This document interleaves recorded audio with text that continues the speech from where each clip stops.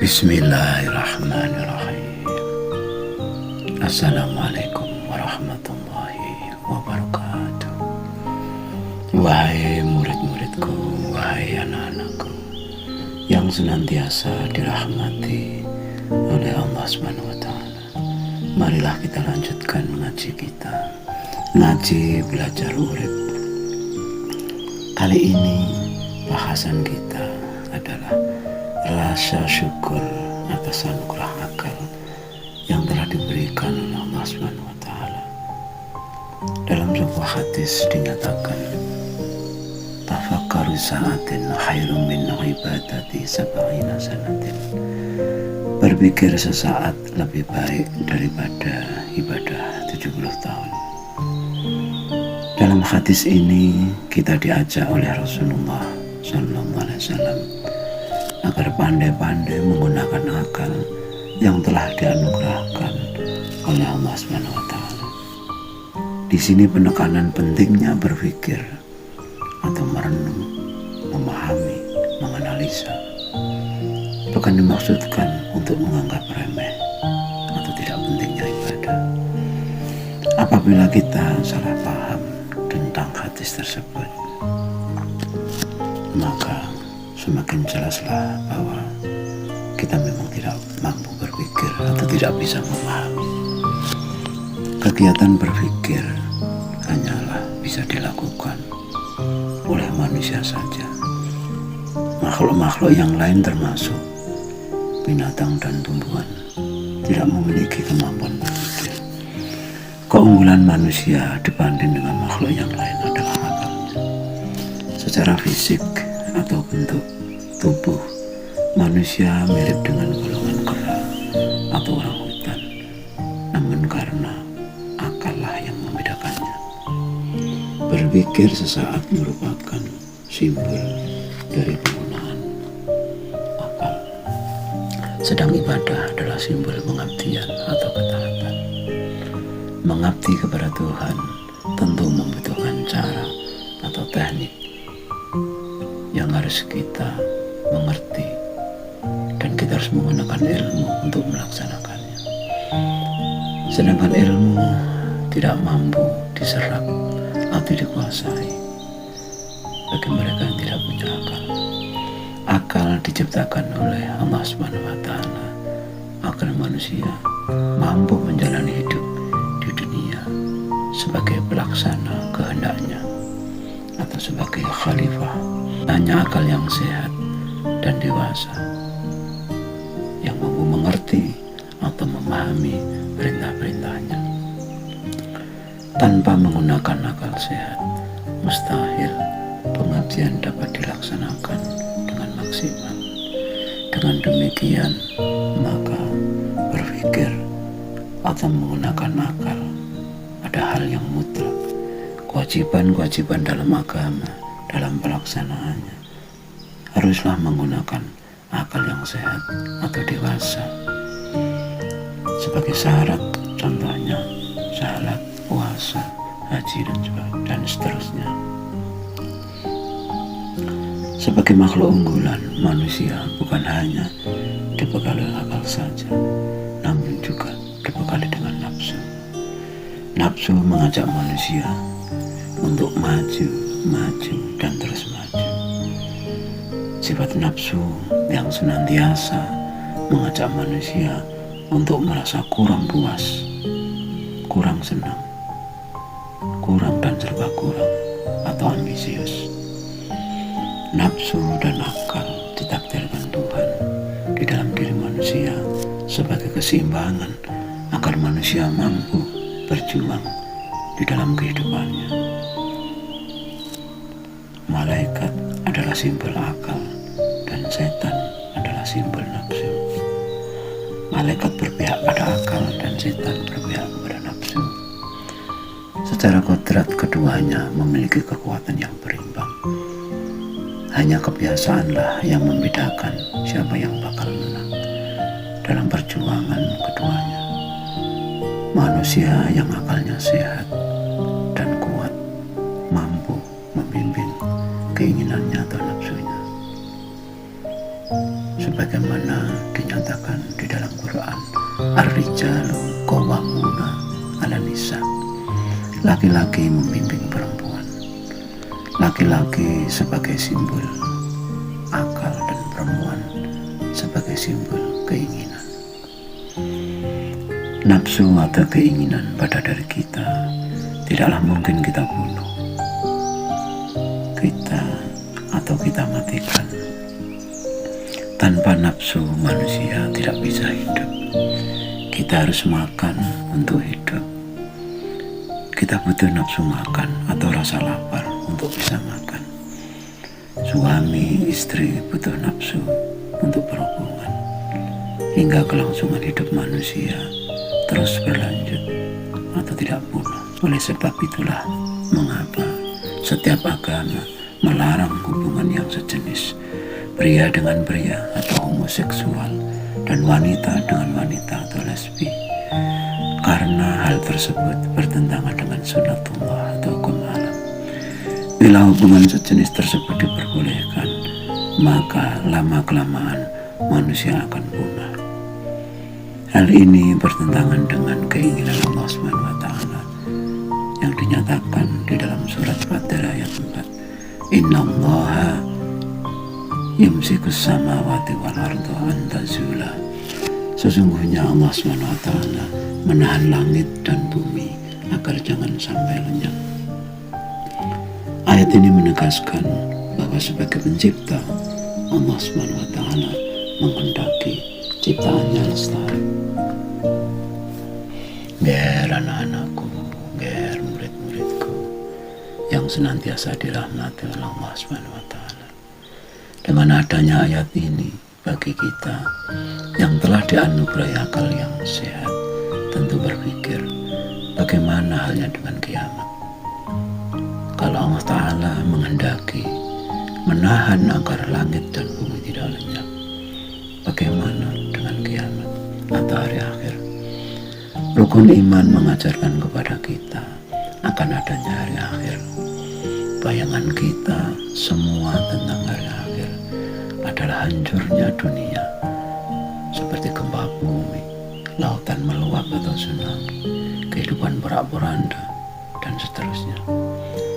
Dengan ayat ini mestinya kita terdorong untuk mencari hakikat hari kiamat. Benarkah demikian? Lalu kiamat itu kapan?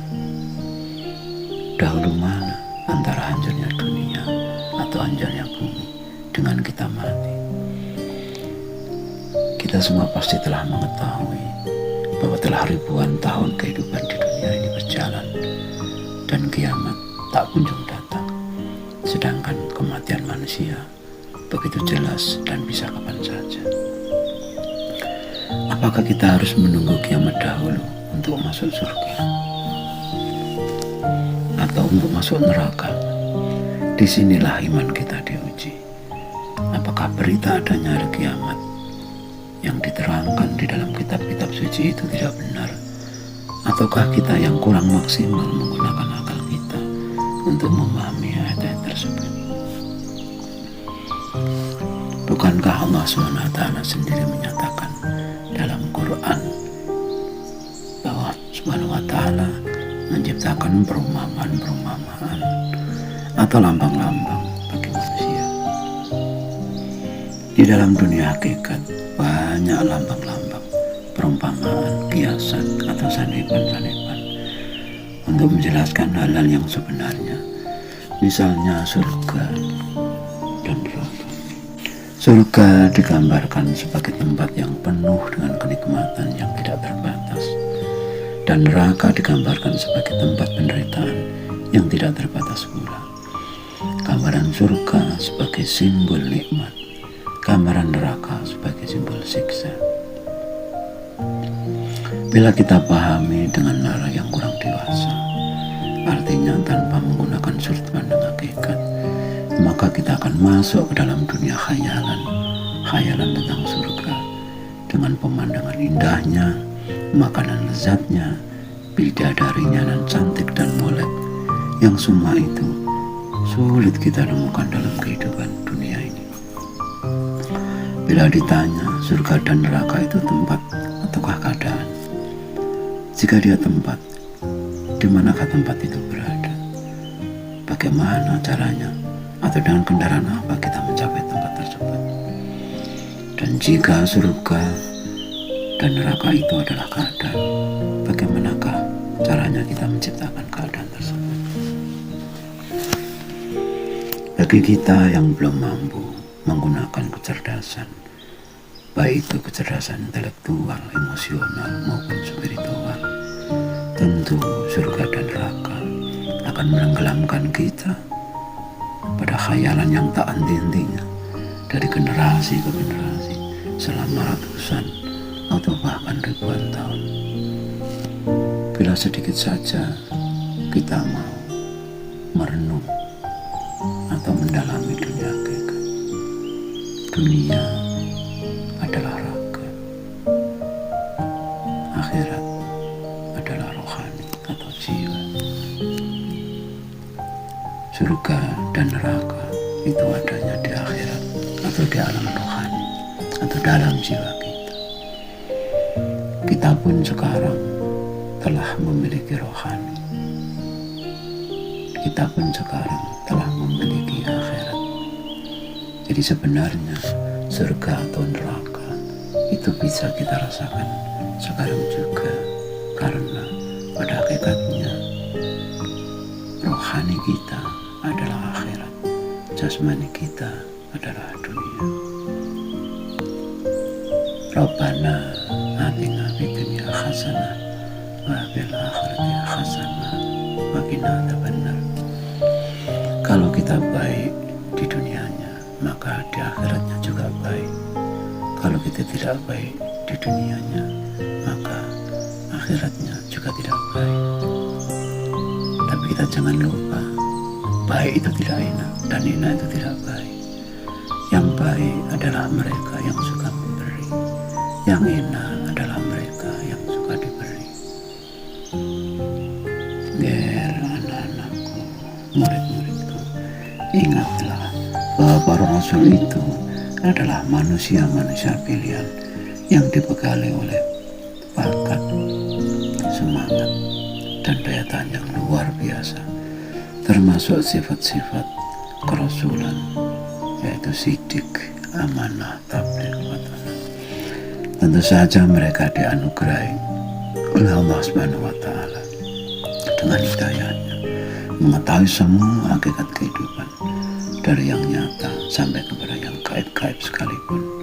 Oleh sebab itu, hadis yang menyatakan pentingnya berpikir melebihi ibadah tersebut sebagai rangsangan awal agar kita jangan sampai jadi umat yang bodoh, sebagaimana ungkapan beragama tanpa filsafat bagaikan orang buta, sedangkan filsafat tanpa agama bagaikan orang yang lumpuh. Dikatakan buta karena hanya taat tanpa ilmu, tanpa pengetahuan. Dikatakan lumpuh karena punya ilmu tanpa laku. Ilmu tanpa amal bagaikan tanaman tanpa buah atau tanpa hasil. Al-ilmu bila amalin kasyajari bila tamarin. Para rasul menghendaki kita jadi umat yang cerdas dan berakhlak mulia, sebab kita dipersiapkan untuk menjadi rahmat bagi alam semesta. Kodrat kita sebagai khalifah mengharuskan kita untuk senantiasa berusaha dan berusaha, bertawakal dan bertawakal, agar sesuai dengan pepatah Jawa, memayu hayuning bawono, atau melestarikan kehidupan di dunia, damai atau kacaunya dunia, juga oleh karena ulah manusia, baik di darat maupun di laut, baik di dunia maya atau di dunia nyata. Bila sebagai manusia kita mampu mengontrol keinginan kita, menyeimbangkan antara kemauan dan kemampuan, maka selamatlah kehidupan kita. Namun bila tidak, hancurlah kehidupan kita. Tidak usah kita bayangkan hancurnya kehidupan kita seperti kiamat yang mengerikan itu. Hutang yang tak kunjung lunas, penyakit yang tak kunjung sembuh, problem hidup yang tak segera mendapatkan solusi, bahkan ketidakrukunan antar tetangga kita dengan kita adalah bagian dari hancurnya kehidupan kita. Hidup senantiasa dalam keresahan, dalam kekacauan, menjadi tekanan batin yang luar biasa. Biar anak-anakku, murid-muridku, gunakanlah akal sehatmu untuk hablum minan nas, dan gunakanlah kelembutan perasaanmu untuk hablum minallah. Hati boleh panas, tetapi kepala haruslah tetap dingin. Kalimat ini seringkali kita dengar sebagai nasihat agar kita dapat mengendalikan emosi kita dengan akal sehat kita. Gunakanlah akalmu sampai di batas akhir, di mana akal itu memiliki batas, dan gunakanlah hatimu dengan keyakinanmu bahwa Tuhan itu memang Maha Pengasih dan Penyayang. Jadilah hamba yang taat dan cerdas, agar menjadi hamba yang berkasa di dalam pengabdian atau abdil jabar. Dan janganlah jadi hamba yang hanya taat tanpa kecerdasan, atau taklid semata, atau taklid buta, atau hamba yang hambar, hanya tampaknya saja taat dalam pengabdian, namun tidak mengerti akan hakikat pengabdian. Sekian dulu jangan lihat.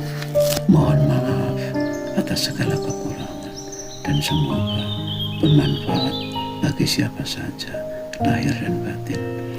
Marilah kita berdoa bersama. Ya Allah, mudahkanlah jalan pengabdianku kepadamu. Amin, amin, amin. Ya Rabbal Alamin. Wassalamualaikum warahmatullahi wabarakatuh.